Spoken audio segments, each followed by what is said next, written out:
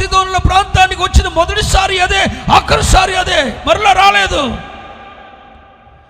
నేను అనుకుంటాను గలిలయ ప్రాంతం నుండి 70-80 కిలోమీటర్ల దూరం ప్రయాణం చేసి ఆయన తూరు సీదోనుల ప్రాంతానికి వచ్చి ఆయన చేసిన పరిచర్య ఇదే. ఇంతకు మించి ఆయన అక్కడేమి, నేను అంటాను అసలు ఆ 80 కిలోమీటర్ల దూరం, రాను 80, వపోను 80, 160 కిలోమీటర్ల దూరం కాలి నడకన ప్రయాణం చేసి వచ్చింది. అంత వ్యయపరిచింది ఆమె కొరకే అని నేను గ్రహిస్తున్నాను. ఆమెను తప్ప ఎవరిని కనికరించలేదే.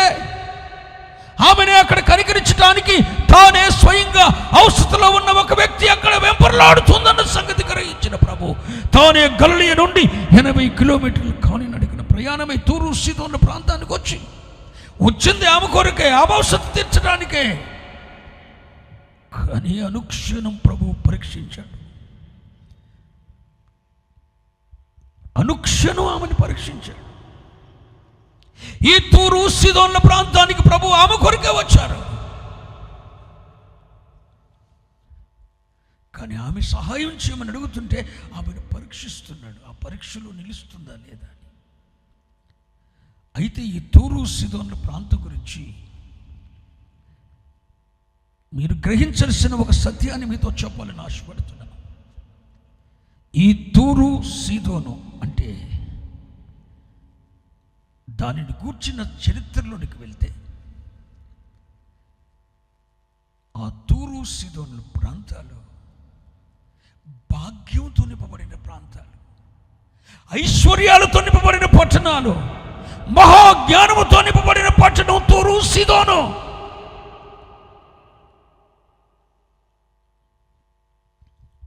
ఈ తూరు సీదోను ప్రాంతంలోనే అపవాది సైన్యం దేవుని మీద తిరుగుబాటు చేసిన సాతాను సమూహాలను దేవుడు బంధించినట్లు లేఖనం ఉంది. ఒక్క మాటలో చెప్పాలంటే ఈ తూరు సీదోను ప్రాంతం యెహెజ్కేలు గ్రంథం 28వ అధ్యాయ ప్రకారం మీరు ఇప్పుడు చూడని అవసరం లేదు, సాతాను బంధకాలలో ఉన్న ప్రాంతం. యెహెజ్కేలు 28వ అధ్యాయ ప్రకారం సాతాను బంధకాల్లో ఉంది ఆ ప్రాంతం. అసలు సాతానును దేవుడు ఎవరికి పోల్చాడో తెలుసునా? తూరు రాజుకు పోల్చాడు, తూరు అధిపతికి పోల్చాడు. యెహెజ్కేలు గ్రంథం 28వ అధ్యాయంలో తూరు రాజు అని సాతానును గురించి మాట్లాడుతూ వాడు తూరు రాజు అని, తూరు అధిపతి అని యెహెజ్కేలు గ్రంథం 28వ అధ్యాయంలో ప్రభు మాట్లాడుతున్నాడు. సమయం లేదు కనుక క్లుప్తంగా మాట్లాడుతున్నాను. అంటే తూరు సీదోను ఆ పట్టణాలు పరిపూర్ణంగా సాతాను బంధకాల్లో ఉన్న ప్రాంతం. యేసయ్య కూడా చెప్పారు కదండి, ఆ ప్రాంతాల గురించి యేసయ్య బోధనలో కూడా ఒక మాట వచ్చింది. ఒక రోజున బేస్తాయిదా పట్టణంతో ప్రభు మాట్లాడుతూ, అయ్యో ఖొరాజీనా, అయ్యో బేస్తాయిదా, మీ మధ్యన చేయబడిన సూచక్రియలు అద్భుతాలు తూరు సీదోను ప్రాంతములలో చేసి ఉంటే వారు ఈ పాటికి మారు మనసు పొంది యుందురు అన్నాడు. అంటే పొంది యుందురు అన్నాడు అంటే అర్థం ఏంటి? యేసయ్య సువార్త పరిచర్య చేసే ప్రాంతానికి వారు మారు మనసు పొందినవారు కాదు, మారు మనసు పొందుండేవారు అన్నాడు. అంటే అర్థం ఏంటి? ఈ తూరు సీదోను ప్రాంతాల్లో దేవుని తట్టు త్రిప్పబడిన ప్రజలు లేరు, వారు మారు మనసు పొందలేదు. అంటే మారు మనసు అంటే ఏంటి? దేవుని తట్టు తిరగటం. ఈ తూరు సీదోను అనగానే మీరు గుర్తు రావాల్సిందే, పూర్తిగా సాతాను బంధకాల్లో ఉన్న పట్టణాలు అవి. ఈ తూరు సీదోను అనగానే మీకు గుర్తు రావాల్సింది, ఇసుమంత మారు మనసు దేవుని తట్టు త్రిప్పబడిన మనసు కలవారు కాదు తూరు సీదోనీలు. వారికి ఉన్న ఐశ్వర్యము చేత తల పొగరెక్కిన వారు, వారి జ్ఞానము చేత దేవునిని ధిక్కరించిన వారు. ఇలాంటి ప్రాంతానికి ప్రభుత్వారు. స్తోత్రం చెప్పండి. సాతాను బంధకాల్లో దేవుని తట్టు త్రిప్పబడిన స్థితిలో మగ్గిపోతున్న తూరు సీదోను ప్రాంతానికి ప్రభు వచ్చాడు. అక్కడకు రాగానే ఒక కనాను స్త్రీ ప్రభు యొద్దకు వచ్చింది. కనాను అన్న మాట బైబిల్లో మొట్టమొదట కనబడినప్పుడు కనాను శపించబడిన వాడై అన్నమాట మనకు కనబడుతుంది. నోవాహు కుమారుల్లో ఒకడు తప్పిదం చేస్తే నోవాహు మనవడు కనాను శపించబడ్డాడు. అంటే కనాను అన్న మాట రాగానే శపించబడిన వాడై అన్నమాట కనబడుతుంది. అంటే ఒక శాపానికి చిరునామా కనాను. మరొక మాట చెప్పాలంటే కనాను అనే మాటకు అర్థం కనాను కానాను కాదు, కనాను అంటే అర్థం ఏంటి తెలుసా? పల్లము. ఏంటి చెప్పండి, చెప్పాలి అందరూ. చాలా దిగుడు, చిన్న లోయి, పల్లం. అక్కడ సమము లేదు.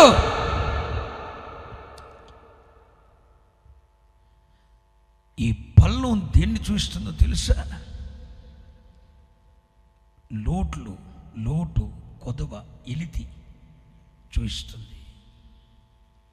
అంటే జీవము గల దేవునిని దర్శించడానికి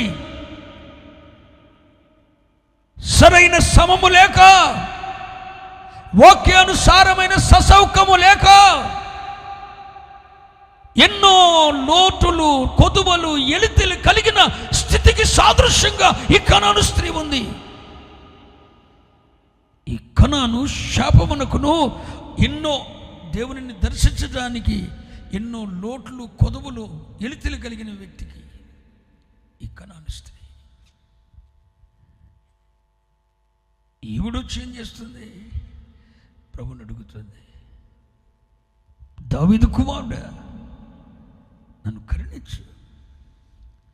నా కుమార్తె దయ్యము చేత అపవిత్రాత్మ పట్టి పీడించబడుతుంది. చాలా జాగ్రత్తగా వినాలి. ఈవిడున్న ప్రాంతం ఏ ప్రాంతం? కనాను స్త్రీ ఉన్న ప్రాంతం తూరు సీదోనుల ప్రాంతం. అంటే సాతాను బంధకాల్లో ఉన్న స్థితిలో,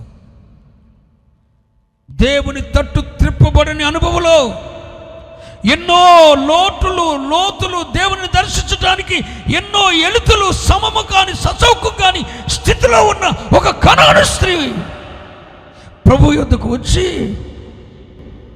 తన కుమార్తెను గురించి చెప్తుంది. ఏమని తెలుసా? అపవిత్రాత్మ చేత పీడించబడుతుంది. అపవిత్రాత్మ పట్టిన వాడు ఏం చేస్తాడండి? బైబిల్లో ఎన్ని సంభవాలు ఉన్నాయి. అపవిత్రాత్మ చేత పీడించబడిన వాడు ఒకడు తనను తానే గాయపరుచుకుంటున్నాడు. అపవిత్రాత్మ చేత పీడించబడిన వాడు బట్టలు లేకుండా సిగ్గులేని స్థితిలో తిరుగుతున్నాడు. అపవిత్రాత్మ చేత పీడించబడుతున్నవాడు ఇంటిలో నివాసం చేయట్లేదు.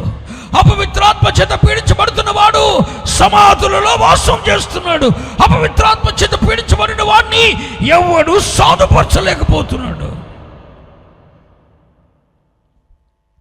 అపవిత్రాత్మ ఎన్ని కార్యాలు ఎన్ని చేస్తుందండి. అపవిత్రాత్మ ఆధీనములో ఒక మనుషుడు ఉంటే ఆ మనుషుడు తనకు తానే కీడు చేసుకుంటాడు. అపవిత్రాత్మ ఆధీనములో ఒక మనుషుడు ఉంటే అతన్ని తల్లి గాని, తండ్రి గాని, భర్త గాని, భార్య గాని ఎవడు సాధుపరచలేడు. అపవిత్రాత్మ ఆధీనంలో ఒక మనుషుడు ఉంటే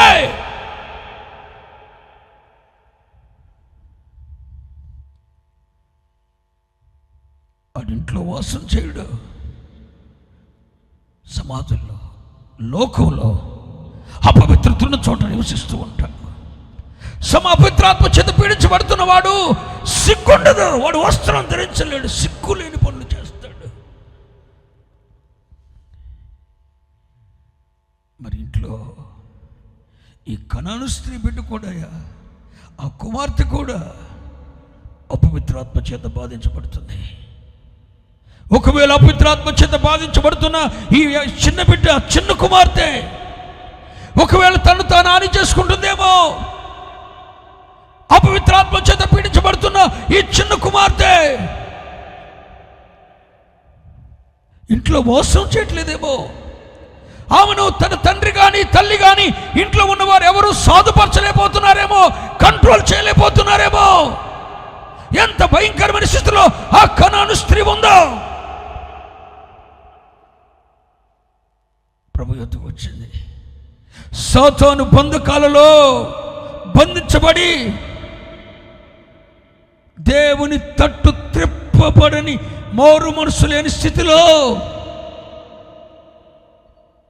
శాపగ్రస్తమైన అనుభవాలతో, అపవిత్రాత్మ చేత పీడించబడుతున్న స్థితిలో, ఒక భయానకమైన పరిస్థితిలో ఒక కనాను స్త్రీ ప్రభువును దర్శించింది.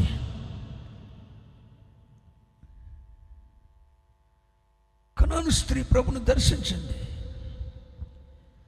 దర్శించి గోల పెట్టుకుంటుందండి. ప్రభువా, సాతాను బంధకాల్లో నేను నా కుటుంబం ఉన్నాం. మారు మనసు, రక్షణ, బాప్తిస్మం, పరిశుద్ధాత్మ నింపుదల,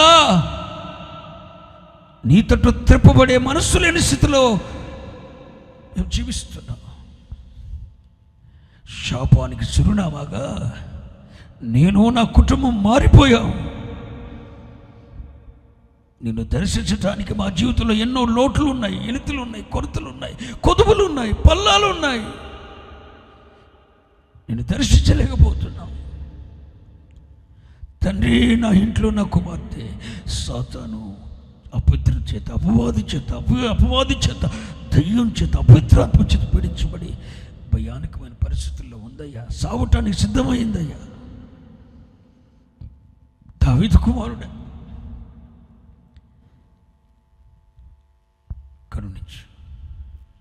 కరుణించు. ఎంతో భయంకరమైన అవస్థలో ఉన్న ఈ కనాను స్త్రీ కరుణించమని కేకలు వేస్తుంది. కరుణించమని కేకలు వేస్తుంది. ఈ మొదటి రాత్రి పరిశుద్ధాత్మని ప్రసన్నత వేడుకల్లో నీవు, నీ కుటుంబం సాతాను పొలిమేరలో, సాతాను బంధకాల్లో ఉన్నారేమో. ఒకవేళ తూరు సీదోను ప్రాంతం వలె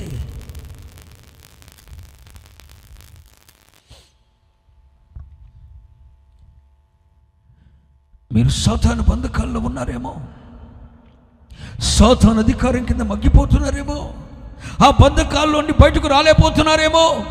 ఇప్పటి వరకు, ఈ రాత్రి వరకు జీవము గల దేవుని తట్టు మీరు త్రిప్పబడలేదేమో. నీ ఇంట్లో ఉన్నవారు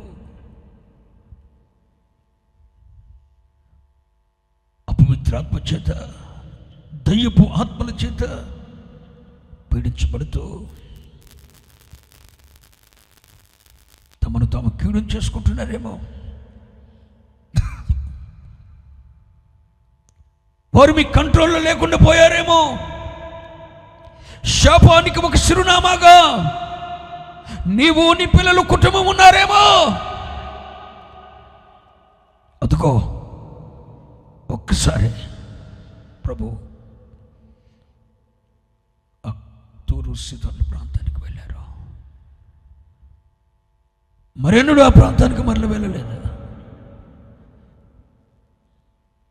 ఈ రాత్రి కూడా కేవలం కేవలం కేవలం కేవలం శాపానికి చిరునామాగా ఉన్న నీ స్థితిగతులను మార్చడానికి, అపవిత్రాధీనంలో ఉండి నలిగిపోతున్నా నీ బిడ్డల జీవితాలకు విడుదల కలుగు చేయటానికి, శాపానికి చిరునామాగా ఉన్న నీ కుటుంబ వ్యవస్థలో ఒక మార్పు తేవటానికి, సాతాను అధికారంలో మగ్గిపోతూ జీవము గల దేవుని తట్టు త్రిప్పబడే మనసు లేక నలిగిపోతున్న నీ స్థితిగతులను మార్చడానికి వాక్యమై ఉన్న దేవుడి రాత్రి నీ కొరకే, నీ కొరకే. సాతాను బంధకాల్లో ఉన్నావు, జీవము గల దేవుని తట్టు త్రిప్పబడలేకపోతున్నావు. తూరు సీదోన్ల ప్రాంతాల వలె సాతాను బంధకాల్లో ఉన్నావు, సాతాను అధికారం కింద ఉన్నావు. జీవము గల దేవుని తట్టు తిరగలేకపోతున్నావు, మారు మనసు పొందలేకపోతున్నావు. నీ జ్ఞానం నీకు అడ్డొస్తుంది, నీ ఐశ్వర్యం నీకు అడ్డొస్తుంది, నీ ఖ్యాతి నీకు అడ్డొస్తుంది, నీ కులం నీకు అడ్డొస్తుంది, నీ అతిశయం నీకు అడ్డొస్తుంది. నీ పిల్లలందరూ, నీ కుటుంబంలో నీ భర్త అపవిత్రాధీనంలో ఉన్నాడు. నువ్వు సాధుపరచలేకపోయావు, మార్చుకోవాలని ప్రయత్నం చేసి ఓడిపోయావు. యవన కాలంలో ఉన్న నీ బిడ్డలు, యవన కాలంలో ప్రవేశిస్తున్న నీ బిడ్డలు, యవన కాలంలో అడుగుపెట్టిన నీ బిడ్డలు ఇప్పటికే సాతాను అధికారంలోకి వెళ్ళిపోయి అపవిత్రాత్మ చేత పీడించబడి సెల్ ఫోన్కు దాసులై సాధుపరచలేని స్థితిలో ఉన్నారు. నీ బిడ్డలను సాధుపరచలేకపోతున్నావు, నీ భర్తను సాధుపరచలేకపోయావు. మీ కంట్రోల్ తప్పేశారు. మీ ఇంట్లో ఉన్నవారు, భార్య కంట్రోల్ తప్పింది. నీ భార్యను సాధుపరచలేకపోతున్నావు, నీ బిడ్డలను సాధుపరచలేకపోతున్నావు. అపవిత్ర ఆత్మ చేత పీడించబడుతున్నవారు కనుక నీ సమస్యకు పరిష్కార మార్గం చూపడానికి ఎక్కడో నుండి, ఆకాశం నుండి ఆయన కనులను చూశాడు. ఆయన వంగి చూశాడు నీ స్థితిని. కేవలం కనాను స్త్రీ కొరకే 80 కిలోమీటర్ల దూరం ప్రయాణం చేసి వచ్చిన దేవుడు ఈ రాత్రి వాక్యము ద్వారా నేను దర్శించడానికి ఈ ప్రయాస, ఈ ఖర్చును నీ కొరకు పెట్టాడు. నువ్వు సిద్ధంగా ఉన్నావా? నువ్వు సిద్ధంగా ఉంటే నా తండ్రి హస్తం నీ కొరకు సాగుపడుతున్న రాత్రి